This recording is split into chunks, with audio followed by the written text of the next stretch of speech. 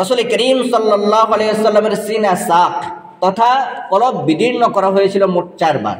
কয়বার? বিশুদ্ধ সহিহ হাদিস দ্বারা প্রমাণিত ফাতহুল বারি, যেটা সহিহ বুখারীর আরবি ব্যাখ্যা গ্রন্থ, ইবনে হাজার আসকালানী রাহমাতুল্লাহ আলাইহি লিখেছেন, ফাতহুল বারির মধ্যে তা উল্লেখ আছে যে রাসূল করিম সাল্লাল্লাহু আলাইহি ওয়াসাল্লামের সিনা বিদীর্ণ করা হয়েছিল মোট কয়বার? 4 বার।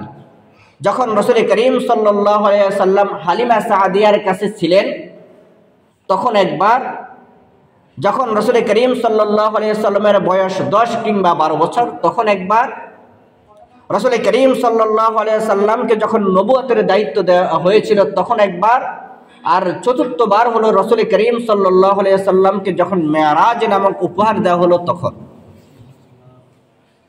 তাহলে রাসূল করিম সাল্লাল্লাহু আলাইহি ওয়াসাল্লামের সিনা সাক তথা সিনাকে বিদীর্ণ করা হয়েছিল মোট কয়বার? 4 বার। একবার হলো রাসূল করিম সাল্লাল্লাহু আলাইহি ওয়াসাল্লাম যখন হালিমা সাদিয়ার ঘরে আশ্রিত ছিলেন তখন করা হয়েছিল ছোট বাচ্চাদের রাসূল করিম সাল্লাল্লাহু আলাইহি ওয়াসাল্লামের সিনা সাফ করে তার কলব থেকে একটা কালো দাগ বের করে দিলেন, অর্থাৎ যেন রাসূল করিম সাল্লাল্লাহু আলাইহি ওয়াসাল্লাম অন্তরে গুনাহের কোনো উদ্বেগ না হয়। এটা আল্লাহ রাসূল সাল্লাল্লাহু আলাইহি ওয়াসাল্লামের কলব থেকে একদম ধুয়ে মুছে পরিষ্কার করে দিয়েছেন। এজন্য সকল নবীরা হলো মাসুম। সকল নবীরা কি মাসুম? কোন নবীদের কোনো গুনাহ নেই। যারা এই কথা স্বীকার করবে না তারা সঠিক পথে নেই, তারা গুমরাহ ফেরকা। আমাদের এটা বিশ্বাস, এটা ইয়াকিন যে সকল নবীরা মাসুম।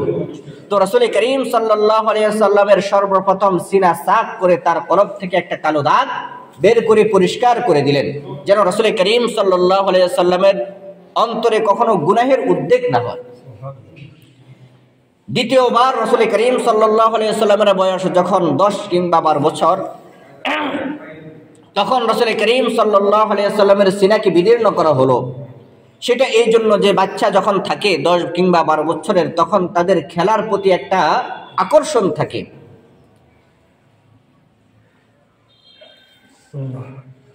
রাসূল করিম সাল্লাল্লাহু আলাইহি ওয়াসাল্লামের অন্তরে যেমন খেলার প্রতি কোনো আকর্ষণ বিকর্ষণ না হয়, আকর্ষণ সৃষ্টি না হয়, যার কারণে রাসূল করিম সাল্লাল্লাহু আলাইহি ওয়াসাল্লামের কলবটাকে ধুয়ে মুছে পরিষ্কার করে দেওয়া হলো।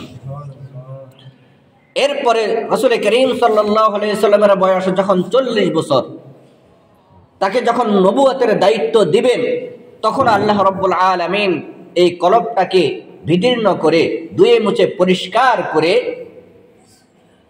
নবুয়তের দায়িত্ব দিলেন। সুবহানাল্লাহ।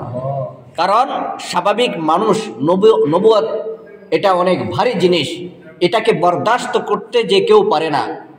যেহেতু রাসূল করিম সাল্লাল্লাহু আলাইহি ওয়াসাল্লাম একজন মানুষ ছিলেন, যেন তিনি নবুয়তের দায়িত্বটাকে বরদাস্ত করতে পারেন, নবুয়তি ইলমগুলোকে ধারণ করতে পারেন, এজন্য কলবটাকে ধুয়ে মুছে পরিষ্কার করে দিলেন। সুবহানাল্লাহ। চতুর্থবার হলো রাসূল করিম সাল্লাল্লাহু আলাইহি ওয়াসাল্লাম যখন মেরাজে যাবেন, এখানে অনেক আশ্চর্য জিনিস দেখতে পাবেন। তো এগুলো যেন বরদাস্ত করতে পারে এবং বিশেষত আল্লাহ তাআলার দিদার নসিব হবে, এটা যেন বরদাস্ত করতে পারে, যার কারণে আল্লাহ রাব্বুল আলামিন কলবটাকে বিদীর্ণ করে তার মধ্যে ঈমান এবং হিকমত দ্বারা ভরে দিলেন। সুবহানাল্লাহ। তাহলে রাসূল করিম সাল্লাল্লাহু আলাইহি ওয়াসাল্লামের সিনা কতবার বিদীর্ণ করা হলো? 4 বার, যেটাকে সদর শাক বলা হয়, সিনা সাক বলা হয়। তো জিবরাইল আমিন হাতিমে কাবার মধ্যে রেখে তার সিনাকে বিদীর্ণ করে কলবটাকে জমজমের পানি দিয়ে ধুয়ে মুছে পরিষ্কার করে স্বর্ণের তস্তরিতে, স্বর্ণের পাত্রের মধ্যে যে ঈমান এবং হিকমত ছিল তা দিয়ে কলবটাকে আবার পরিপূর্ণ করে সিলাই করে দিলেন। সুবহানাল্লাহ। হযরত আনাস ইবনে মালিক রাদিয়াল্লাহু তাআলা আনহু বলেন যে আমি রাসূল করিম সাল্লাল্লাহু আলাইহি ওয়াসাল্লামের বুকের মধ্যে, সিনার মধ্যে ওই সিলাইয়ের দাগ দেখেছি। সুবহানাল্লাহ। এরপরে রাসূল করিম সাল্লাল্লাহু আলাইহি ওয়াসাল্লামকে মসজিদে হারাম থেকে নিয়ে বাইতুল মুকাদ্দাস পর্যন্ত একটা ভ্রমণ করানো হলো। রাসূল করিম সাল্লাল্লাহু আলাইহি ওয়াসাল্লাম বলেন, দবদবে সাদা একটা জন্তু আনা হলো, যেটা গাদার চেয়ে বড়, খচ্চরের থেকে ছোট, এবং তার দ্রুততা এত বেশি ছিল, দৃষ্টিশক্তির সীমান্তে তার পাও থাকতো। দৃষ্টিশক্তির সীমান্তে তার পাও থাকতো, এত দ্রুতগামী ছিল। ওই সাওয়ারি আনা হলো, আমি ওই সাওয়ারি করে বাইতুল মুকাদ্দাসে গিয়ে পৌঁছলাম। গিয়ে দেখি জিবরাইল আমিন আমার এই সাওয়ারিটাকে একটা পাথরের সাথে বেঁধে রাখলো। এরপরে বাইতুল মুকাদ্দাসের ভিতরে ঢুকলাম, দেখি হযরত আদম আলা নবিয়ানা আলাইহিস সালাম থেকে নিয়ে ঈসা রূহুল্লাহ পর্যন্ত পৃথিবীর জমিনে যত নবী রাসূল এসেছেন সবাই সেখানে উপস্থিত, সুবহানাল্লাহ। এবং যত মালায়েকা ফেরেশতারা আছেন সকল ফেরেশতারা সেখানে উপস্থিত, সুবহানাল্লাহ। রাসূল করিম সাল্লাল্লাহু আলাইহি ওয়াসাল্লাম ইমামুল আম্বিয়া, ইমামুল মুরসালিন ছিলেন। এটাকে বাস্তব রূপে প্রমাণ করার জন্য সকল নবীদেরকে বাইতুল মুকাদ্দাসের মধ্যে একত্রিত করলেন, সকল ফেরেশতাকে একত্রিত করলেন, রাসূলের ইমামতিতে 2 রাকাত নামাজ পড়াইলেন, সুবহানাল্লাহ। রাসূল সাল্লাল্লাহু আলাইহি ওয়াসাল্লাম ইমাম হয়ে 2 রাকাত নামাজ পড়াইছেন। রাসূল ইমাম, মুক্তাদি হলেন সকল আম্বিয়া, সকল নবী রাসূল এবং সকল ফেরেশতা, সুবহানাল্লাহ। কোথায় সেটা? বাইতুল মুকাদ্দাস, যেটা ফিলিস্তিন।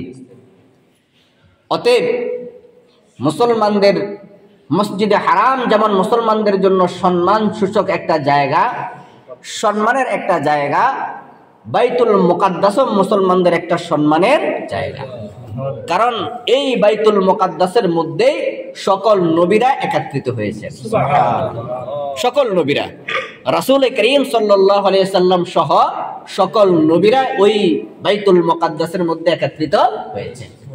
যার কারণে এই মসজিদের পবিত্রতা রক্ষা করার জন্য ফিলিস্তিনের মুসলমানরা তাজা বুকের রক্ত ঢেলে দিচ্ছে, শুধু তার পবিত্রতা রক্ষা করার জন্য। তো এই বাইতুল মুকাদ্দাসের মধ্যে সকল আম্বিয়া কেরাম একত্রিত হলেন, সকল ফেরেশতারা একত্রিত হলেন। রাসূল করিম সাল্লাল্লাহু আলাইহি ওয়াসাল্লাম 2 রাকাত নামাজ পড়ালেন। নামাজ শেষে রাসূল করিম সাল্লাল্লাহু আলাইহি ওয়াসাল্লামের সামনে 2টা পান পাত্র পেশ করা হলো, একটা হলো মদের, একটা হলো দুধের। বললেন এই দুটার যে কোনো একটা আপনি পান করেন।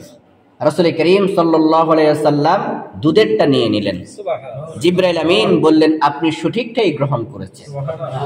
যদি আপনি দুধের পরিবর্তে মদ গ্রহণ করতেন তাহলে আপনার উম্মত গোমরা হয়ে যেত। আপনি যেহেতু দুধ গ্রহণ করেছেন তাহলে কিয়ামত পর্যন্ত আপনার উম্মতের একটা দল সঠিকের মধ্যে থাকবে, সুবহানাল্লাহ। এরপর রাসূল করিম সাল্লাল্লাহু আলাইহি ওয়াসাল্লাম বলেন আমাকে প্রথম আসমানে নিয়ে নেওয়া হলো। তাহলে ইসরার ঘটনা মসজিদে হারাম থেকে নিয়ে মসজিদে আকসা তথা বাইতুল মুকাদ্দাস পর্যন্ত, এটাকে বলা হয় ইসরা। মেরাজের ঘটনা শুরু হয়ে গেল মসজিদে আকসা থেকে তথা বাইতুল মুকাদ্দাস থেকে নিয়ে এর পরের সফরটাকে মেরাজ বলা হয়। রাসূল করিম সাল্লাল্লাহু আলাইহি ওয়াসাল্লাম বলেন মেরাজ শব্দের অর্থ কি বলছিলাম? সিঁড়ি। এটা একটা সিঁড়ি আনা হলো, বাস্তবিক সিঁড়ি হতে পারে অথবা হয়তো আল্লাহ রাসূল সাল্লাল্লাহু আলাইহি ওয়াসাল্লাম সিঁড়ির মধ্যে ছিলেন, সেখানে আল্লাহ রাসূলকে উপরে উঠে নেওয়া হলো, অথবা বোরাকের উপরে আল্লাহ রাসূল ছিলেন কিন্তু ওই বোরাকের উপর, সিঁড়ির উপর দিয়ে বোরাক গিয়েছিল। প্রথম আসমানে আল্লাহ রাসূল গেলেন। প্রথম আসমানের দারওয়ান জিজ্ঞেস করলো কে? জিবরাইল আমিন বললেন আমি। বললেন আপনার সাথে কি কেউ আছে? বললেন হ্যাঁ আমার সাথে কেউ আছে। কে? মুহাম্মদ সাল্লাল্লাহু আলাইহি সাল্লাম। তখন বলা হলো তাকে কি পাঠানো হয়েছে? তার মানে মেরাজের ঘটনা আল্লাহ রাব্বুল আলামিন আগ থেকে সকল ফেরেশতার কানে দিয়ে রাখলেন, সুবহানাল্লাহ, যে আমার প্রিয় নবীকে আমি কিন্তু প্রথম আসমান সহ সকল আসমান ভ্রমণ করাবো, তোমরা প্রস্তুত থাকিও, সুবহানাল্লাহ। প্রথমের আসমানের দরজা যখন খোলা হলো রাসূল করিম সাল্লাল্লাহু আলাইহি সাল্লাম সালাম দিলেন। দেখলেন হযরত আদম আলা নবিয়ানা আলাইহিস সালাম সেখানে উপস্থিত। হযরত আদম আলা নবিয়ানা আলাইহিস সালাম সালাম নিলেন এবং রাসূল করিম সাল্লাল্লাহু আলাইহি সাল্লামের জন্য দোয়া করলেন। এখান থেকে একটা মাসআলা বের হয়ে আসে যে কোনো ঘরে প্রবেশ করার আগে আগন্তুক ব্যক্তি সালাম দেওয়া, আগন্তুক ব্যক্তি কি সালাম দেওয়া, এবং ভিতর থেকে যদি পরিচয় জিজ্ঞেস করে তাহলে পরিপূর্ণ পরিচয় দেওয়া, আমি না বলা। কারণ একবার আল্লাহ রাসূল সাল্লাল্লাহু আলাইহি সাল্লাম ঘরে ছিলেন, এক সাহাবী এসে দরজা নক করলেন। আল্লাহ রাসূল বললেন কে? ওই লোকটা বলল আমি। আবার জিজ্ঞেস করলেন কে? ওই লোকটা বলল আমি। আল্লাহ রাসূল বললেন আমি কে? তার মানে কারো ঘরে ঢোকার আগে পরিচয়, যদি অপরিচিত হয় পরিচয় দিয়ে ঢোকা, অনুমতি দিলে তারপর ভিতরে প্রবেশ করা। তাহলে আগন্তুক ব্যক্তি সালাম দেওয়া, এটা সুন্নত। আগন্তুক ব্যক্তি সালাম দেওয়া, আল্লাহ রাসূল গিয়ে সালাম দিয়েছে। প্রথম আসমানে হযরত আদম আলা নবিয়ানা আলাইহিস সালামের সাথে দেখা,